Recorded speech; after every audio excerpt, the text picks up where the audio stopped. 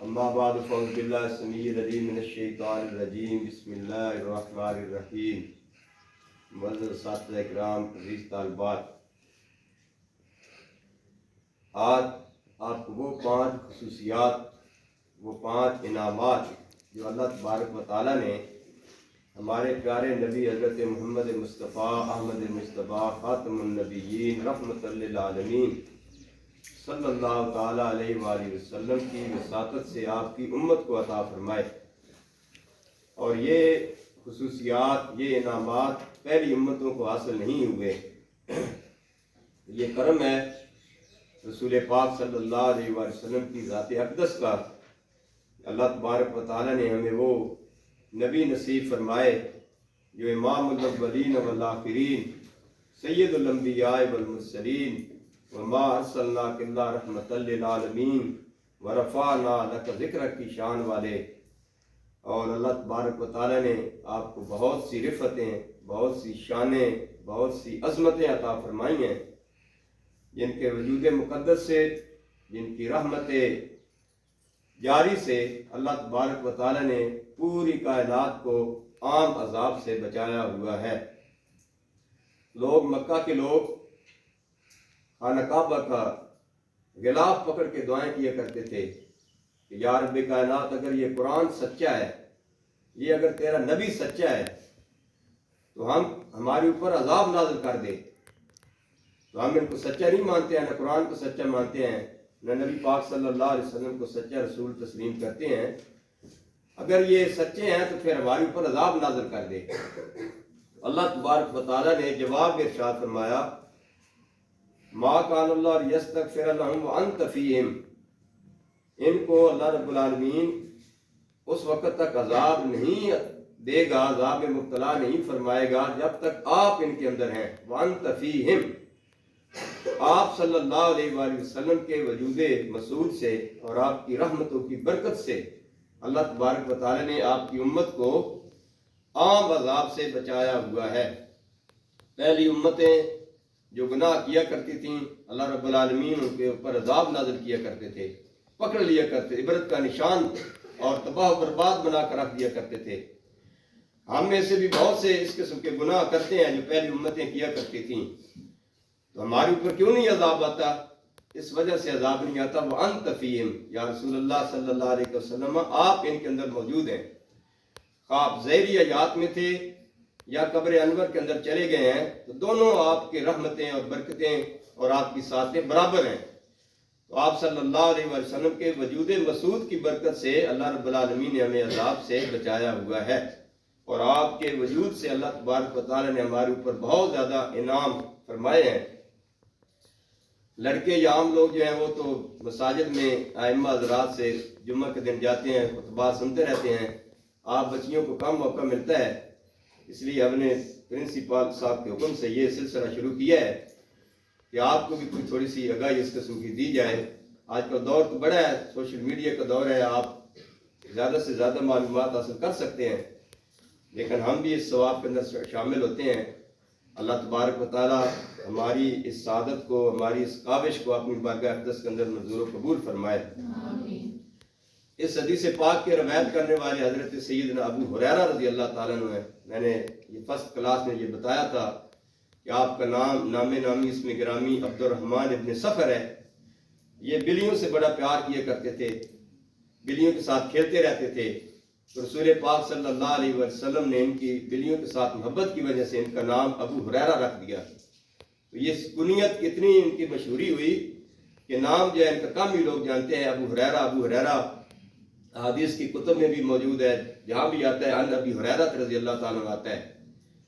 तो ये इनका जो है ना एजाज़ होता था कि आप सल्लल्लाहु अलैहि वसल्लम जो नाम पसंद फरमाते थे, फिर उसी नाम से बुलाया जाना सहाबा कराम जो है वो पसंद किया करते थे कि ये पाक नबी सल्लल्लाहु अलैहि वसल्लम की ज़बान अक़दस से निकला है।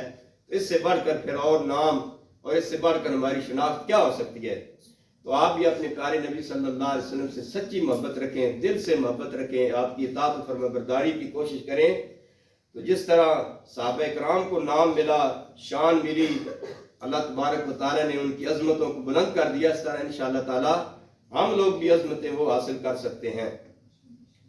تو پہلی خوبی کیا ہے؟ پاک نبی صلی اللہ علیہ وسلم نے ارشاد فرمایا کہ روزہ دار کے منہ سے نکلنے والی بو اللہ تبارک و تعالیٰ کے نزدیک کستوری کی بو سے زیادہ پاکیزہ اور زیادہ پسندیدہ ہے۔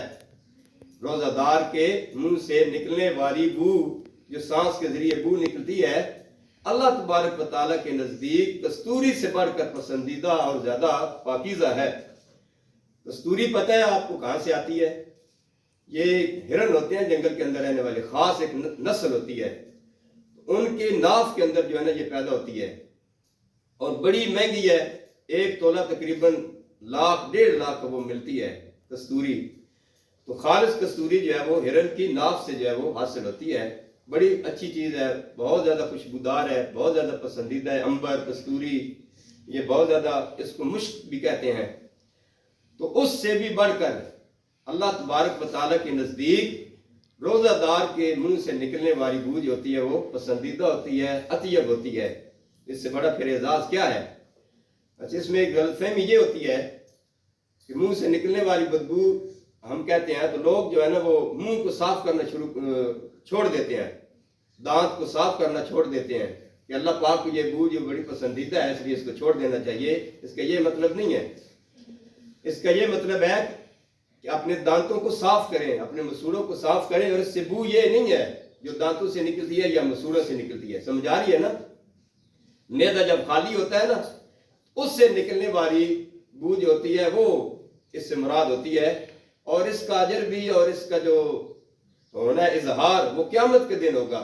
قیامت کے دن جو روزہ دار ہوں گے نا، ان کی منہ سے وہاں پر یہ نشانی ہوگی کہ منہ سے ایسی ایسی خوشبو نکلے گی جو کستوری سے بھی زیادہ پسندیدہ ہوگی۔ اس کا مطلب اس کے جو ہے وہ عملی طور پہ یہ ہے کہ نبی پاک صلی اللہ تعالیٰ علیہ وآلہ وسلم روزے کی حالت میں بھی مسواک فرمایا کرتے تھے، کثرت کے ساتھ مسواک فرمایا کرتے تھے۔ اگر اس سے یہ مراد ہوتا کہ دانتوں کو صاف نہیں کرنا ہے یا مسوڑوں کو صاف نہیں کرنا ہے تو آپ صلی اللہ علیہ وسلم مسواک کبھی بھی نہ فرماتے۔ تو اس مطلب سمجھ آ گیا نا کہ آپ نے اس سے دانتوں کو بھی صاف کرنا ہے، مسوڑوں کو بھی صاف کرنا ہے۔ یہ معدے سے نکلنے والی اس سے بو مراد ہے۔ اس سے ایک مراد یہ ہو گیا۔ دوسرا، آپ صلی اللہ تعالیٰ علیہ وسلم نے ارشاد فرمایا، قربان جائیں اللہ رب العالمین کی شان کے اوپر نبی پاک صلی اللہ علیہ وسلم کے وسیلے سے ہمیں کیا مرتبہ عطا فرمایا ہے کہ جو روزہ دار ہوتے ہیں ان کے لیے سمندروں میں رہنے والی مچھلیاں، دریاؤں میں رہنے والی مچھلیاں، تالابوں میں رہنے والی مچھلیاں، جہاں کہیں بھی رہنے والی مچھلیاں ہوتی ہیں، افطار تک روزہ دار کے لیے وہ دعائیں کرتی رہتی ہیں اور استغفار کرتی رہتی ہیں۔ یہ مچھلیاں جو ہیں ان کے نزدیک اللہ تبارک و تعالیٰ روزہ دار کی شان کو بھی بلند فرما دیتے ہیں، وہ بھی رب کائنات کی بارگاہ اقدس کے اندر دعائیں کرتی رہتی ہیں اور استغفار کرتی رہتی ہیں۔ تیسرا، اللہ تبارک و تعالیٰ ہر روز جنت کو سجا دیتے ہیں، مزین فرما دیتے ہیں۔ جس طرح پتہ ہوتا ہے نا کسی مہمان نے آنا ہوتا ہے تو گھر کو ہم سجا دیتے ہیں، خوشبوؤں سے اس کو معطر کر دیتے ہیں کہ مہمان آئے ہمارے گھر میں خوش ہو۔ اللہ تبارک و تعالیٰ کے یہ مہمان ہوں گے روزہ دار، تو رب کائنات ہر روز جنت کو سجائے رکھتے ہیں۔ اللہ رب العالمین اس جنت سے فرماتے ہیں کہ میرے بندے اس روزے کی وجہ سے بڑی مشقتیں اٹھائیں گے اور بڑی جو ہے اس کے لیے تگ و دو کریں گے، کوشش کریں گے، بھوک برداشت کریں گے اور حرام کردہ چیزیں جو ہے اس سے رک جائیں گے، تو ان کے انعام کے طور پر ہے جنت میں تجھے سجا رہا ہوں کہ وہ آئیں ادھر آ کر کیا ہے وہ خوش ہو جائیں، میرے میں مہمان ہوں گے، اور ان کے اعزاز میں اللہ تبارک و تعالیٰ جنت کو ہر روز مزین فرماتے رہتے ہیں۔ تو یہ کتنا بڑا انعام ہے کہ جنت اللہ تبارک و تعالیٰ ہر وقت جو ہے ہر روز آپ کے لیے مزین فرماتا رہتا ہے۔ چوتھا ارشاد فرمایا کہ ان کے لیے شیطان جو ہوتے ہیں، سرکش شیطان، ان کو قید کر دیا جاتا ہے۔ رمضان المقدس کے اندر سرکش قسم کے شیطانوں کو لگام دے دی جاتی ہے، ان کو قید کر دیا جاتا ہے، اور آپ دیکھتے ہیں اس کی وجہ یہی ہوتی ہے، اس قید کرنے کا فائدہ یہ ہوتا ہے ان کاموں تک جو عام رمضان کے بعد لوگ جو ہے وہ ان کی پہنچ ہوتی ہے، اپروچ ہوتی ہے، وہ پہنچ جاتے ہیں، گناہ کرتے ہیں۔ رمضان کی برکت سے شیطان چونکہ وہ بند ہو جاتے ہیں، قید ہو جاتے ہیں، ان گناہوں تک پہنچنے کا اپروچ نہیں ہوتی ہے، پہنچ نہیں سکتے ہیں۔ تو یہ بھی اللہ رب العالمین کا کرم ہوتا ہے کہ سرکش شیطان جو ہوتے ہیں وہ بند ہو جاتے ہیں تاکہ لوگ زیادہ سے زیادہ نیکیاں کریں، برائیاں نہ کریں۔ اس وجہ سے اللہ تبارک و تعالیٰ نے یہ انعام بھی ہمیں عطا فرمایا۔ اور پانچواں انعام کیا ہے؟ آخری رات اللہ تبارک و تعالیٰ تمام لوگوں کو معاف فرما دیتے ہیں، معافی کا عام اعلان کر دیتے ہیں۔ صحابہ کرام نے عرض کیا، یا رسول اللہ صلی اللہ علیہ وسلم، کیا یہ لیلۃ القدر کی رات ہوتی ہے؟ اس وجہ سے اللہ تبارک و تعالیٰ سب کو معاف فرما دیتے ہیں۔ تو نبی پاک صلی اللہ علیہ وسلم نے ارشاد فرمایا، نہیں، اس میں حکمت یہ ہے کہ جس طرح ایک مزدور ہوتا ہے نا، مزدور، اس کو آخری وقت میں اجرت دے دی جاتی ہے، تو اللہ تبارک و تعالیٰ بھی آخری رات، رمضان المقدس کی آخری رات، جس طرح مزدور کو مزدوری دی جاتی ہے، اپنی شان کے مطابق روزہ داروں کو مزدوری عطا فرماتے ہیں، اجرت عطا فرماتے ہیں۔ تو اللہ کی طرف سے اجرت یہ ہوتی ہے کہ اللہ تبارک و تعالیٰ سارے روزہ داروں کو معاف فرما دیتے ہیں، ان کے گناہوں کو معاف فرما دیتے ہیں، ان کے دامن میں کوئی گناہ نہیں رہتا۔ تو یہ 5 انعام اللہ تبارک و تعالیٰ نے نبی پاک صلی اللہ علیہ وسلم کی امت کو عطا فرمائے ہیں، جو کسی اور امت کو نصیب نہیں ہوئے ہیں۔ اللہ رب العالمین ہمیں سمجھ کی توفیق عطا فرمائے۔ میں نے آپ لوگوں سے یہ عرض کیا تھا کہ آپ لوگ جو ہے یہ لکھ لیا کریں، یاد کر لیا کریں، نوٹ کر لیا کریں۔